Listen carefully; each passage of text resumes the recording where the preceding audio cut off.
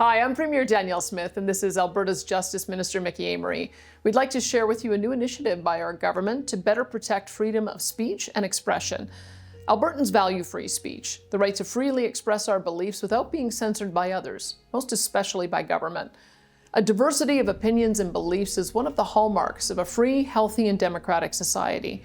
Many of the greatest ideas and advancements in history started out as non-conventional and controversial ideas that became popular and mainstream only after brave women and men were able to convince their fellow citizens of their value.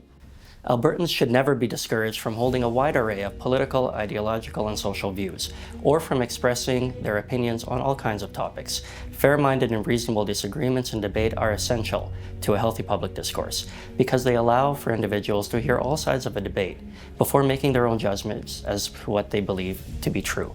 The importance of free speech and the marketplace of ideas to healthy democracies is nothing new, and yet, there are some troubling trends that we're seeing around the world, where several governments and governing bodies believe it is appropriate for them to determine what is true and what is misinformation, and to restrict the speech of those who disagree with them. Sadly, we've seen this trend in Canada over the last several years as professional colleges and other regulating bodies have been exerting their authority far beyond their legitimate mandate by attempting to regulate the personal beliefs and political opinions of the doctors, lawyers, psychologists, and other professionals they oversee. The Law Society of Alberta and the College of Physicians and Surgeons, as examples, have a very important role to play. They protect the public interest by setting standards of competence, so Albertans can be confident in the services professionals provide.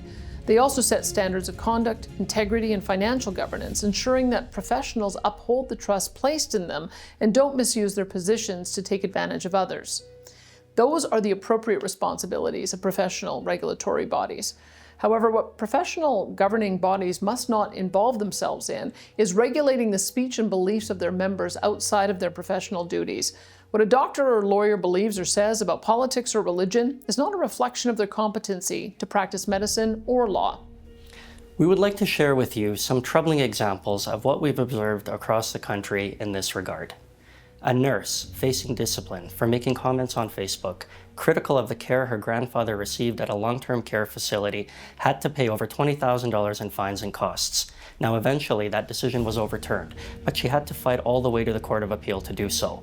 A doctor who spoke in church and sent a letter to her archbishop about the way that communion was performed in her church was investigated and issued a caution by her professional regulator after another churchgoer complained that the doctor hadn't mentioned the alleged health risks of the communion procedure. The Law Society of Ontario established a requirement that all lawyers create a so-called statement of principles, which compels lawyers to state their commitment to various ideological values and principles dictated by the regulator. In a case that many of you may be familiar with, Alberta's own Dr. Jordan Peterson, a licensed Ontario psychologist and world-renowned author and philosopher, is being forced by his regulatory body into social media re-education for controversial political comments he made on Twitter that had nothing to do with his practice as a psychologist and were based on complaints from people who had never been his patients and who he had never met. In Alberta, many professionals have been investigated and/or disciplined for expressing their political or policy opinions outside of their professional practice. They're often subjected to a long, burdensome, and expensive disciplinary process based on bad faith complaints from people they have never dealt with professionally, where they're forced to waste months and years of their life and spend large amounts of their personal savings in defending themselves, even if the complaint is ultimately dismissed. In our UCP government's view, it is not appropriate for this government or any professional regulatory body to compel Albertans to some official version of truth. George Orwell's fictional 1984 should remain fiction. To ensure the government of Alberta better respects the rights of Albertans, we will introduce amendments to the Alberta Bill of Rights this fall, as previously announced. And to ensure our professional regulators stay within their mandates, our government is launching a review of Alberta's regulated professions to ensure the freedom of speech, expression, and belief of their members is adequately protected. And we will bring legislative changes next year to ensure that professional regulatory bodies are limited to regulating their members' professional competence and conduct, and not their speech. But before we make any legislative changes in this regard, we will be engaging with Alberta's professional regulatory bodies and professionals to gather their input.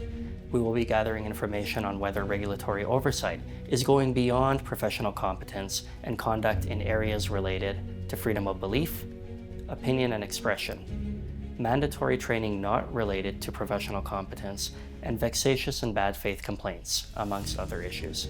Albertans must have confidence in the competence and ethical practice of regulated professionals, and regulated professionals must also have the freedom to hold and express their personal beliefs and opinions, most especially in situations outside their professional role.